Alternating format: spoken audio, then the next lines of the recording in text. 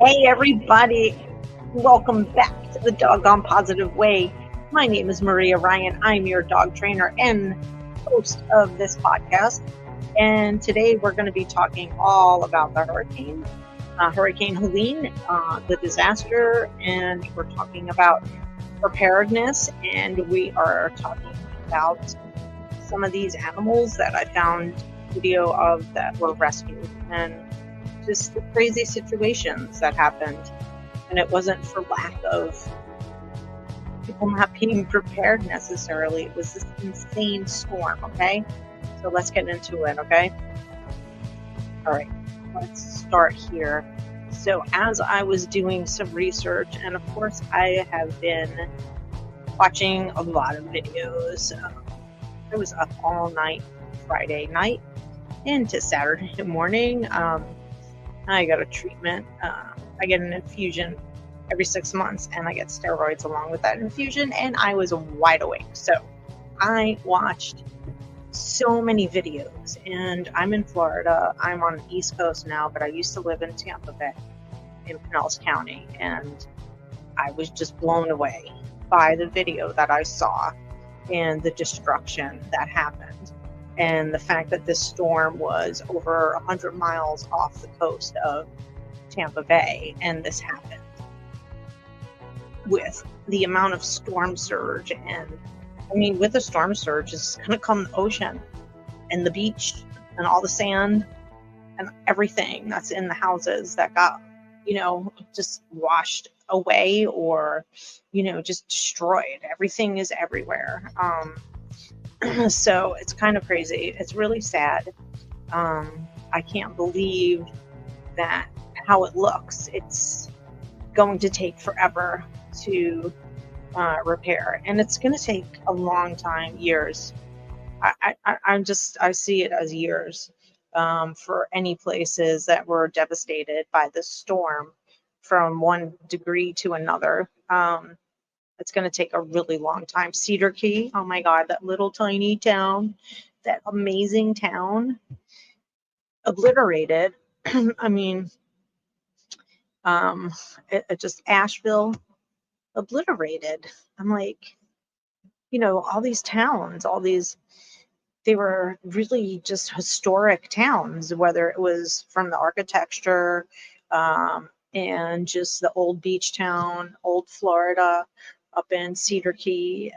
It's just amazing the amount of destruction that started from, Florida. I'm just talking United States now, going up from Florida, Georgia, South Carolina, North Carolina, Tennessee, and that there's just a monster storm, and it had a huge impact, the Big Bend area, and at a Category 4.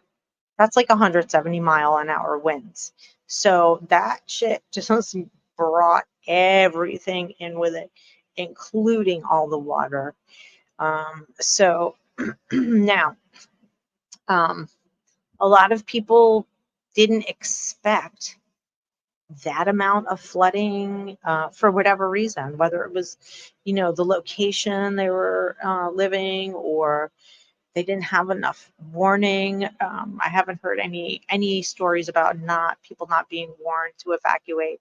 Evacuations were put out, at least down here, for all the evacuation A areas, which is like A is like beach, water, bay, that type of thing, which is really pretty much all of Tampa Bay is surrounded by water.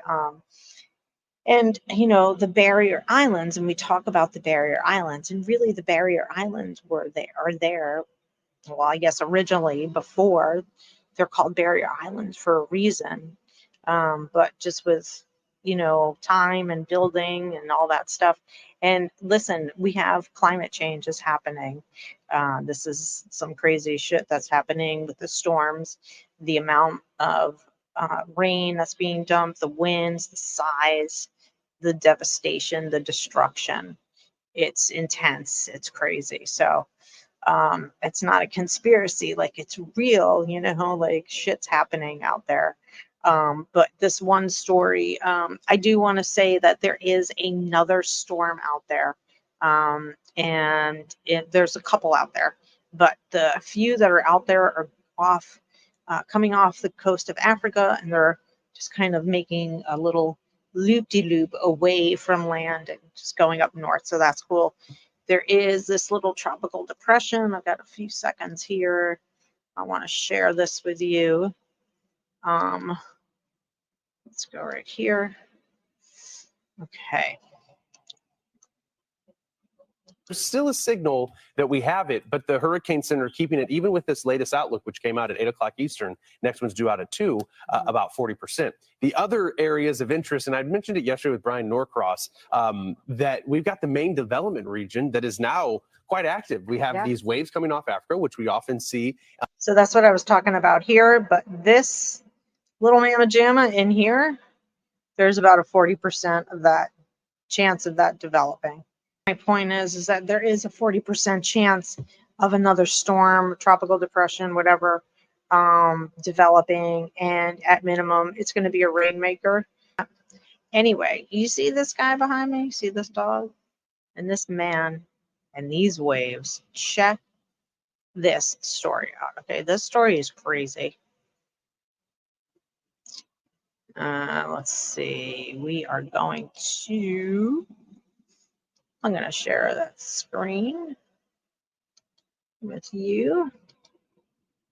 Here we go. So this guy and his dog were out, and he actually lives out there on his boat. So listen to this. This morning, Coast Guard video seen here capturing the harrowing rescue of a sailor and his dog from dangerous waves 30 feet high as a treacherous Hurricane Helene moves in. The Coast Guard spotting the vessel 26 miles off the coast of Sanibel Island in Florida, the 36-foot sailboat taking on water. The sailor, Earl Barcombe, telling ABC affiliate WZVN that he and his 10-year-old golden retriever, Gun, were living on the boat and moving away from the hurricane when their motor failed and they began taking on water. It was moving mountains of water every which way you turn. And these waves were just everywhere you look. Barcombe calling for help. And I said, Gun, this isn't the day we're going to die. I'm calling the Coast Guard. Within minutes, the Coast Guard responding and dropping a diver in the rough waters. This video from the diver's helmet camera. Both Barcombe and Gun, the golden retriever, wearing life vests, jumping into the sea from the sinking ship. The rescuer, Coast Guard Petty Officer Second Class Ted Hudson, telling CNN that adrenaline kicked in. The helicopter is in 60-mile-an-hour winds. The pilots have to control that the whole time. So it was a dangerous situation to be in, and I was just trying to get out of there as fast as possible. Then Barcombe and his dog were hoisted up to safety in the helicopter. What comes next? Time will tell. You know, do I have hope? I have a new. Okay, so anyway, this is a good story. There's a new hope, and he's going to keep going, and I think he's going to try to go out and get on a boat again and sail around the world like he wanted to. So, you know, from what I understand from just the years of living down here around the water and stuff, is that boaters will, if they're out in the water, they go where, you know, the storm is not hitting. But unfortunately, the storm is so huge and it just overtook him. I mean, you saw those waves, and the Coast Guard, they're amazing. I love that he has a life jacket for Gun, and of course he has his own life preserver, which he's supposed to have with him anyway. But yeah, so that's crazy. So this was a person who was doing what he was supposed to do, you know, getting his houseboat out of harm's way. So it's just, you never know. You never know. I have another video here I want to share with you guys. Okay, this is about what's going on with the dogs. I think before the storm. Let's see this. I don't know, you guys. I downloaded and looked at so many videos. Some places were getting prepared before. the storm, which is good, proactiveness. Yay. It would be terrifying for a dog to be in a chain link kennel outdoors in a Category 4 hurricane. And take a look. This is one of the rural shelters where they rescued dogs before the hurricane hit in Suwannee County. I'm looking at that picture thinking, I don't know a dog could survive that. That's why they mobilized before the hurricane. We brought 93 dogs and cats from 5 different shelters and multiple different transports and multiple different trips. And now 19 of those are in Jacksonville at the Pet Paradise Airport location, ready for adoption, including this little guy here. I'm told his name is Spanky, and he wants to go home with somebody. Mm-hmm. For more information, just go to floridaurgentrescue.org. All right. So FUR is an awesome organization.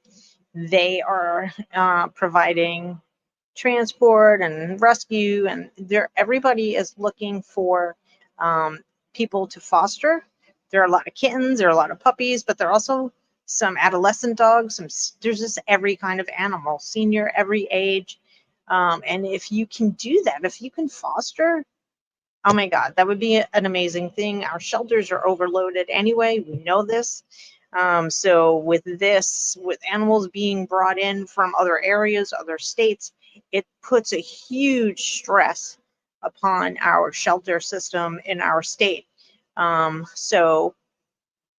And if you can't donate your space at your home, maybe you can donate some time and volunteer, even answering phones or walking dogs or interacting with the cats. And there are other small animals, I'm sure, that have been rescued. Let's go on to the next video here.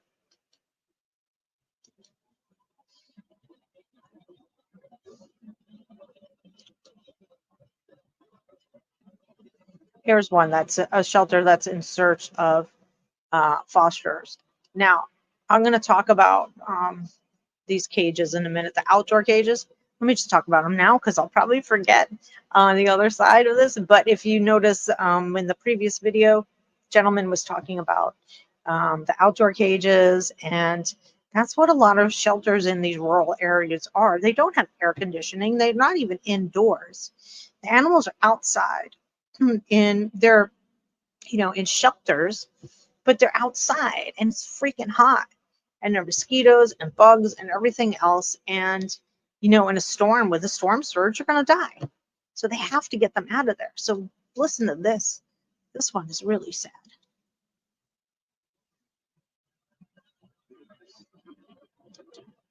Here we go. Sorry. Pet friends. I'm Ashley Engel, your Quincy neighborhood reporter.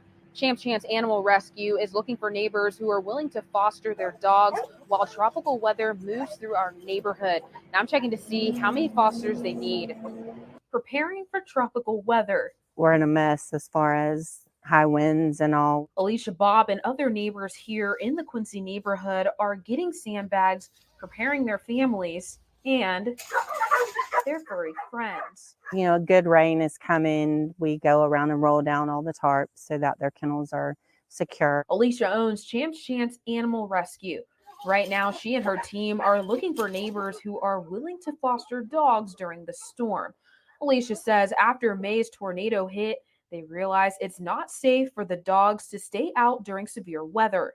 There are so many advantages to being an outdoor rescue, and we love the outdoor rescue, except for things like this, for the elements, for storms. Alicia tells me they need about 45 fosters during the storm.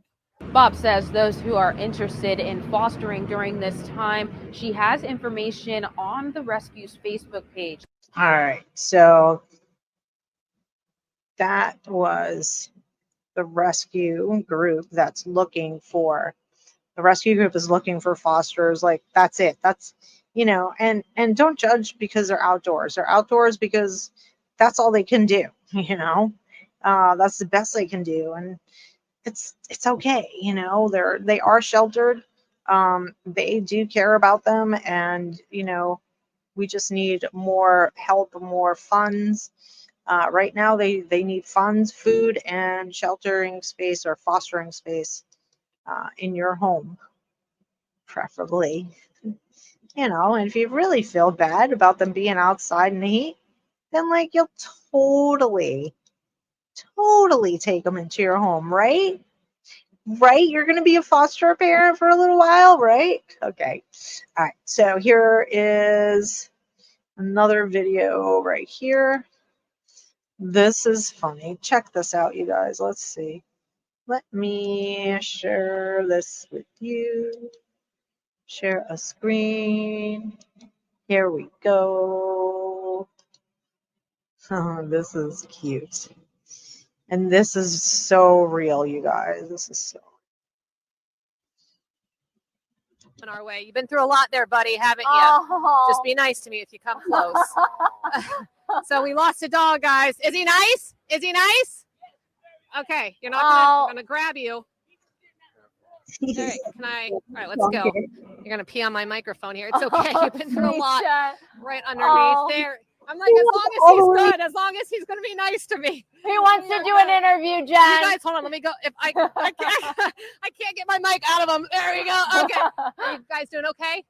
Yes, ma'am. We got flooded in our apartment. We didn't think the flood was going to be that bad. I had no idea. I kind of prepared, got my bag, and got my money and stuff. But we woke up about 2 o'clock, and my brother said, "Oh no, the water's coming in the apartment." I said, "Get some towels." Did nothing. We was up to our waist in water. Oh my gosh! And how scary is that? Just watching it come in the dark. It actually felt like we was kind of have panic attacks. I was about to break down crying. My brother said, "No, it's not a time to cry. We're gonna get saved. We're gonna get out of here." We also had a cousin that was coming on an airboat, on his personal airboat to get us, but we got there as soon as we can. So it was glad to see the police has come by. We did call 911 because we had some neighbors that was stuck, and we had a couple. There's still some people stuck in the apartment right now. I didn't even know she was over there. I said, "Hey, some people over here that's stuck," but huh? Okay, we're gonna get out of here, but thank you. You guys are all okay. That's all that matters, right? Ma'am. And you guys, what did you guys grab? I got one of my cats We got some clothes. and a dog. Yeah, my cat. This is Tiger. Oh, that's the tiger. Yeah. You guys are safe. That's all that matters. I didn't like. Thank you guys so much, and we didn't know it was gonna flood like that. We had no idea it was flooding like that. We would have been got out, but yeah, it was way steep. But thank you. Yeah, you guys be safe now, okay, guys? You have everything. Don't forget the dog. What's his name? What's his name? What's his name? Hutch? Kush. All right, Kush. You're safe now, bud. Get yourself on dry land there. Yes, and here, we got a dog coming our way. You've been through a lot there. Okay, what a cute dog. His name is Push. Wink, wink. That is so funny. Anyway, yeah, so like they were like, if we would have only known, and that's the problem, is we can't predict this stuff, right? It's so difficult to predict what's going to happen. So I'm going to share this next video.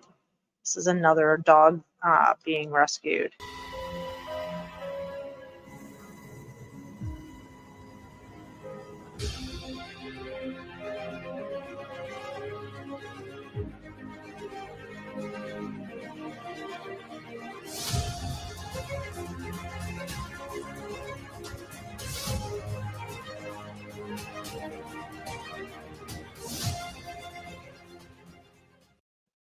So crazy. Okay. Let's see. I think I talked to you a little bit about this, you guys. About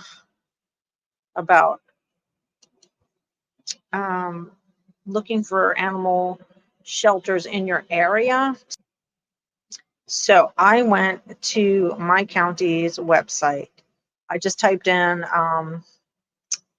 evacuation shelter, pet-friendly evacuation shelters, and this is what came up in my area. Now they have special needs, and special needs is typically if you have a medical condition, and if you're on oxygen, if you wheelchair, you need some type of assistance. You can go to a special needs shelter. You also need to pre-register, and also they have their pet-friendly shelters right here, and they have this link here. So this is what I found for the pet-friendly shelter rules. Obviously, you can't bring drugs and guns and all kinds of crap in there. Okay, that's a no-brainer. But you have to have your rabies vaccination and the paperwork. You must have a crate, so you better crate train your damn animals. Get them used to it. You can't just like be like, oh, I have a crate and put your dog in it or your cat in it and just, whatever. You have to stay with your animals. You can't just go to a shelter and then all of you leave and you leave your animals there. You have to stay there. And you're responsible for taking care of them, it says one caregiver for animal visitation. From what I understand, animals are kept in a separate area, okay? If you have a service animal, that is an entirely different ball of wax. You can go to any shelter. I don't know what the rules are for emotional support animals. So that you must check on before you go. And they say they have a rubber walkway, so I'm not sure what that is about, but that's cool. Short leash, no retractable leashes, yay! You have to walk your animal, you have to clean up after them. You have to have your identification on them, on the crates, everything. You have to be prepared, dude. You have to be prepared. So I'm not going to go over this whole thing with you because this is what's in my county. I'm just going to add this up here. This list is important. Like the gentleman behind me who was rescued by the Coast Guard, he has a life preserver for himself and for his pet. You need to get these things for yourselves and for the animals. I have one. I have a dinghy, which is like a blow-up raft with oars. I have everything that we need for in our emergency kit. And I'm in a area that is like not an evacuation zone by any stretch of the imagination, but you just don't know. We're not near any water. We're not near any lakes, any rivers, any ponds, any streams, nothing. So I have to tell you that we are safe where we are, as far as I know, but I never take that for granted. I still have all that stuff in my hurricane kit for us. And I just want you guys to be prepared. I just want you guys to have everything you need, no matter what, no matter where you live in this country, because with climate change, everything is, weather-wise is just getting a little out of control. So just do your best, get what you can, go to Walmart, get a plastic Rubbermaid container, get your toilet paper, take pictures or video with your phone of all your valuables that you cannot take with you for your insurance, if you have renter's insurance or homeowner's insurance, and whatever you can take with you. Like those folks said at the end, Cush's owner said at the end, like they took their money, their important papers, and their pets, and that's it. Like that's what you got to do. You got to just grab all that stuff and go. There's no time to wait. And fortunately for us, with the technology, they give us plenty of leeway of when a storm is coming and who's got to evacuate. So I encourage you to not be complacent. I encourage you to get prepared and get some food together for yourself and some food together for your dog. Get yourself a couple of, if you live near water, man, freaking get out. If you live near water, just go. And get some life preservers and get a dinghy, get stuff. Don't, even if you never use it, who cares? You have it forever. It's okay. I'll never use my dinghy, not for disaster, but I've got it, okay? I've got everything we need, so do it, you guys. Don't be complacent and heed the warnings of of our authorities that tell us to get out when we need to get out. I don't care if you survived whatever hurricane, whatever storm, just go. Because then all these first responders had to go out and they had to rescue people that some people that were just like, I'm not leaving, you know? So just take it seriously, because over like what 160 people are dead and or missing. So many people are still missing. I heard like this morning on the news, like 600 people are missing. That's crazy, dude. That's crazy. Anyway, thanks for listening. And get prepared. Don't be complacent. Do what you got to do. You know, protect yourself. Protect your family. Protect your pets. They are a part of your family. If you have time and space, please donate to an animal shelter, Red Cross for people. Go donate your time if you don't want to donate funds. Go donate your space if you can foster a pet during this time. So anyway, thanks so much for listening, you guys. I love you. I hope you're safe. I'm sorry if you're not. My heart goes out to you guys. And, you know, let's be nice to each other and help each other out. I know there's a lot of shit going on in this country, but at the end of the day, we're all people and we're all humans and we all need each other, really. So take care of each other, okay? And have a doggone positive day. Bye.